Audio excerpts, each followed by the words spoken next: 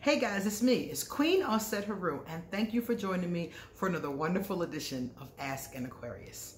If you haven't already, please hit the red subscribe button, hit the bell next to it, leave this video a thumbs up, pass it on to somebody else who might need to see it as well, and if you have time, please drop us a positive comment in the comment section.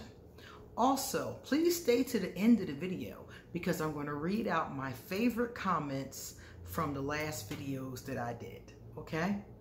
Now, I wanted to tell you guys about something that was very interesting.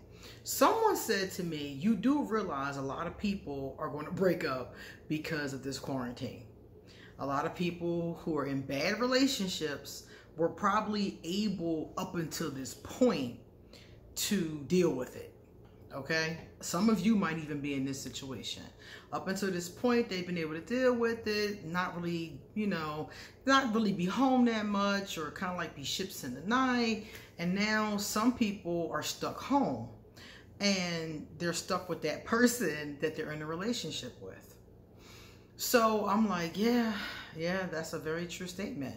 So some people are probably, because of this, realizing how incompatible they are with the people that they live with. So someone sent me this message the other day. Apparently somebody posted this in one of the Facebook groups, and she asked me what did I think of it, and I automatically thought about this incompatibility issue. So she said, this person wrote, working hard to make a relationship work won't change the fact that you chose the wrong person to work with. And she asked me, what did I think about that? Because she feels like any two people, regardless of everything, this is what she told me. She said, regardless of everything, their zodiac sign, their socioeconomics, their race, their culture, regardless of everything, two people can always work if they want to. And I do agree with that to a certain extent. But I have one really glaring issue with that. And this is the incompatibility piece that I mentioned to you at the beginning of the video. If two people are incompatible, it doesn't matter how much work they put into the relationship. It's usually, in most cases, not going to work.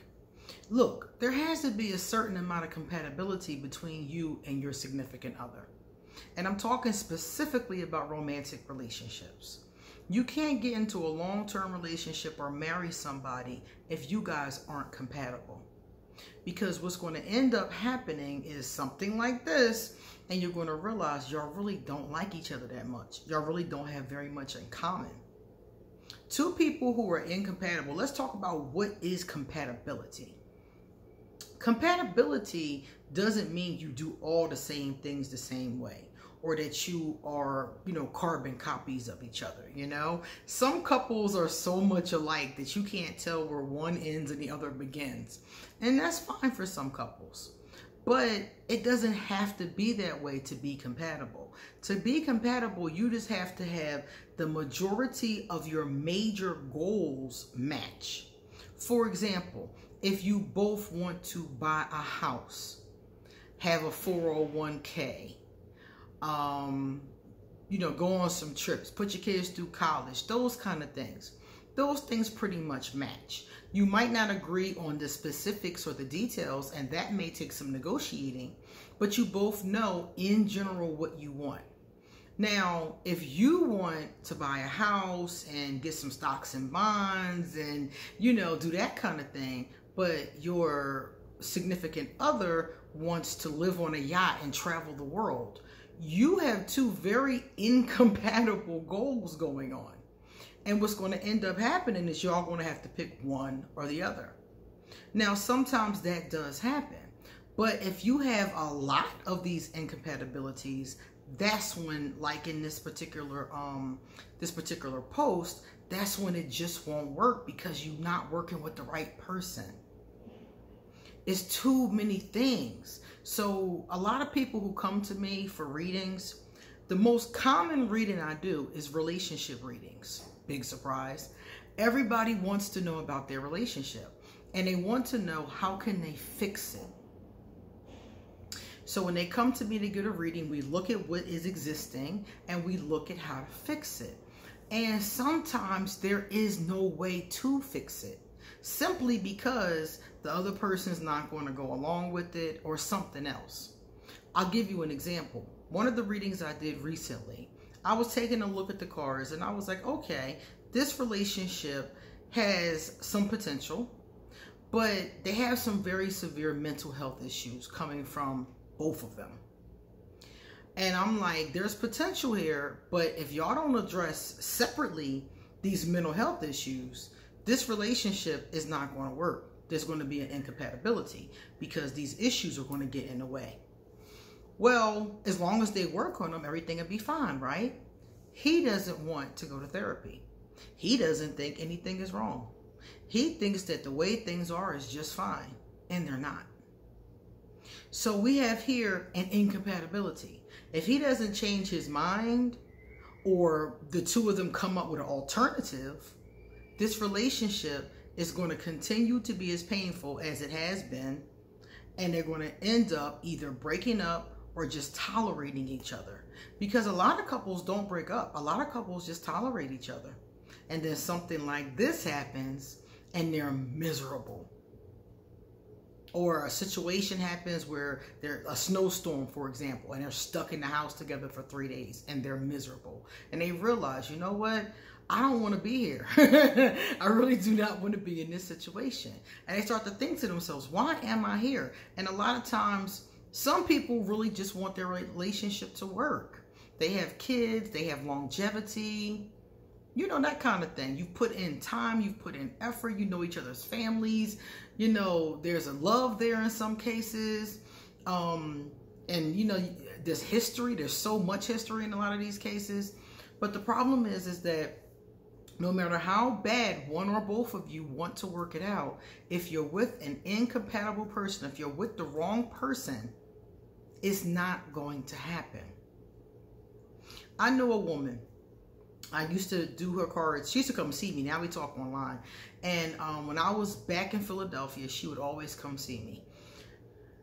This woman was raised right.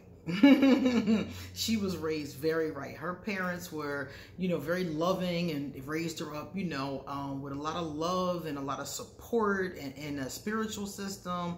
You know, she was raised with a lot of love, you know.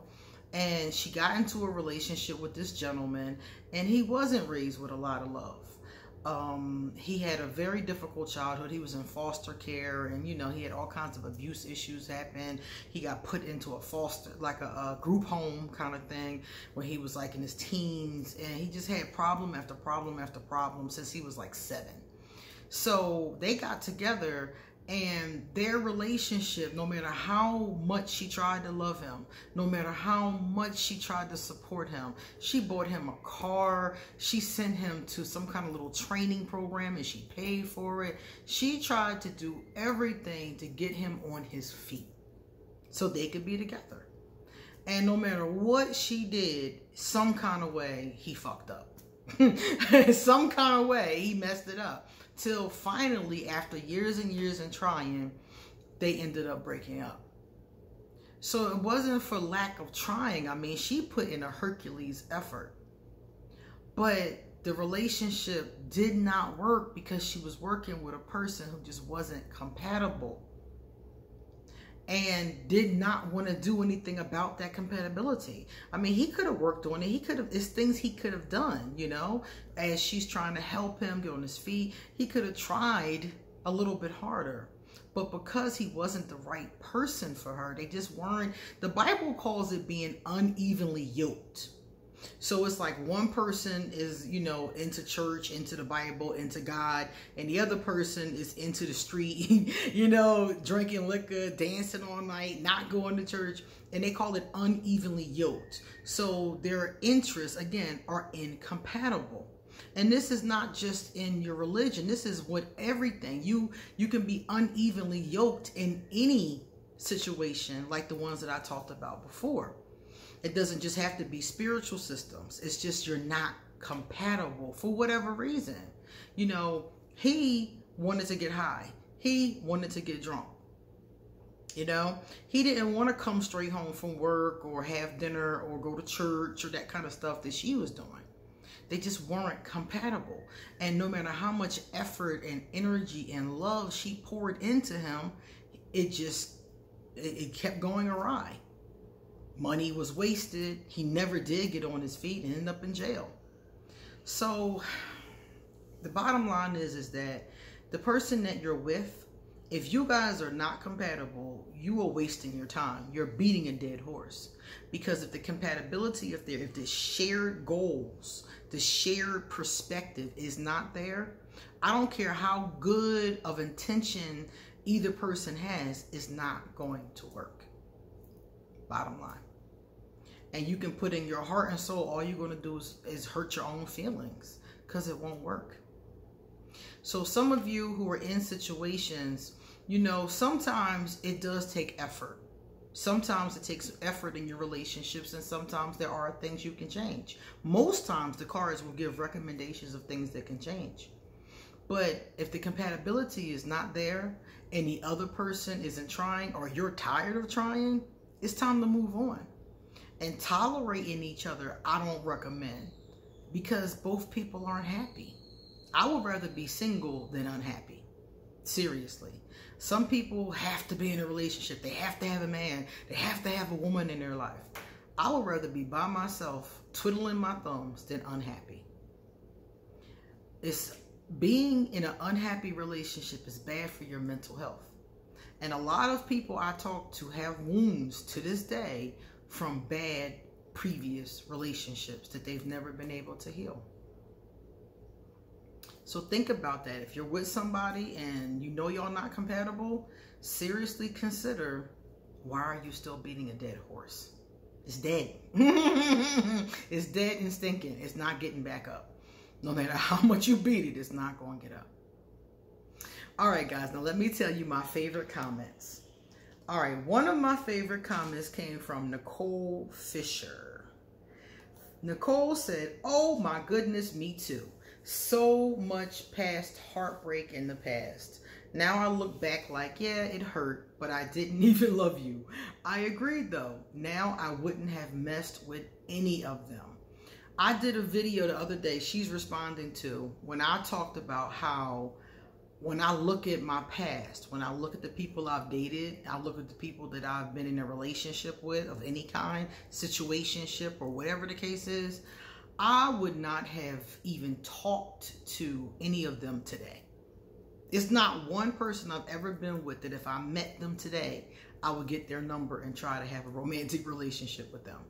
9 times out of 10, today, I would peep their, whatever the problem was, I would peep it today.